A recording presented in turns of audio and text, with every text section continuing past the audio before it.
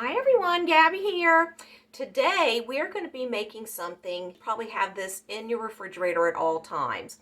It's going to be a protein. The ranch chicken that I make, I usually make a big batch of it. I'll just put it in the refrigerator, and sometimes if I make one of the huge packs, I will freeze half of it and keep half of it in the refrigerator.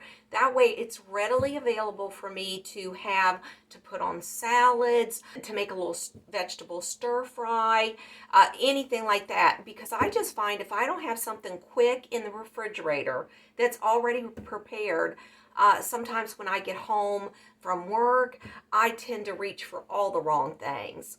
And at the end of this video, I'm going to tell you another staple that you should always have at the ready in your refrigerator that will save you many a times of grabbing for the wrong food. Okay, so let's get started on this chicken. I have everything out here to get started on it, and it's a really easy recipe. I know a lot of recipes call for you to use the mixture packets, but I use the actual dressing. I find that makes the chicken a lot more moist and it doesn't dry out. So let's get started. It's really simple. First of all, you're going to need the ranch dressing. You're going to need a couple tablespoons of flour. It can be any kind, self-rising or the all-purpose.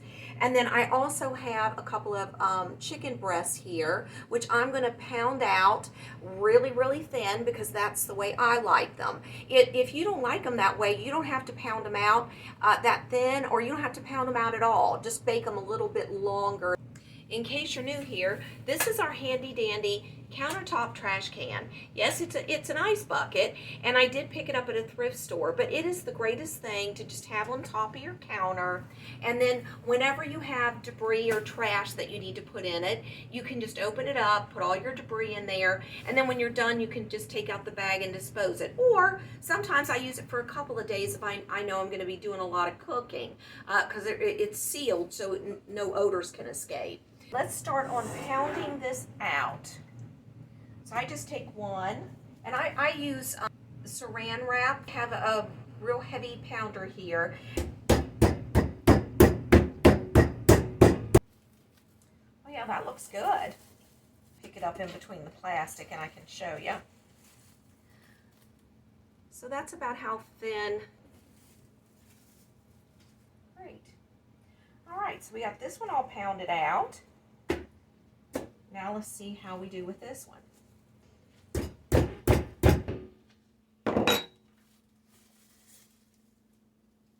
All right.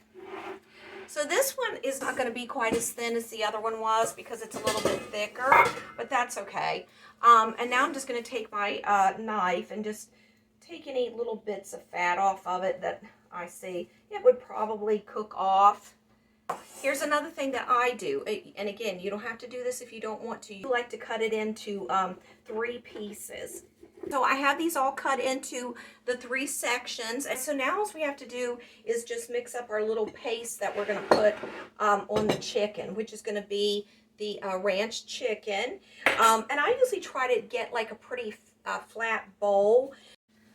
Okay, we had to take a little pause there because I had to open a new one of these.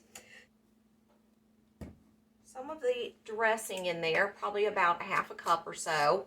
And then we're going to take our flour and we're just going to put maybe a tablespoon of that and sprinkle it around. Yep, don't even need a tablespoon. I'm going to say that's probably 1 teaspoon. Doesn't take much. And we want to put our oven to 350, so let's do that. All right, now we're just going to take this and stir this around. So that's about the consistency of it. It's just kind of like a paste, okay? So I'm just going to take my pan here.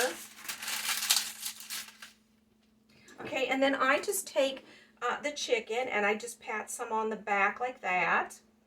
And then I'll just place it down. Okay. So now we did that part. So now you're just going to take what you have left over and you're just going to start patting it on the top of it. It doesn't have to be like any perfection or anything like that. You're just going to pat it on the top of it.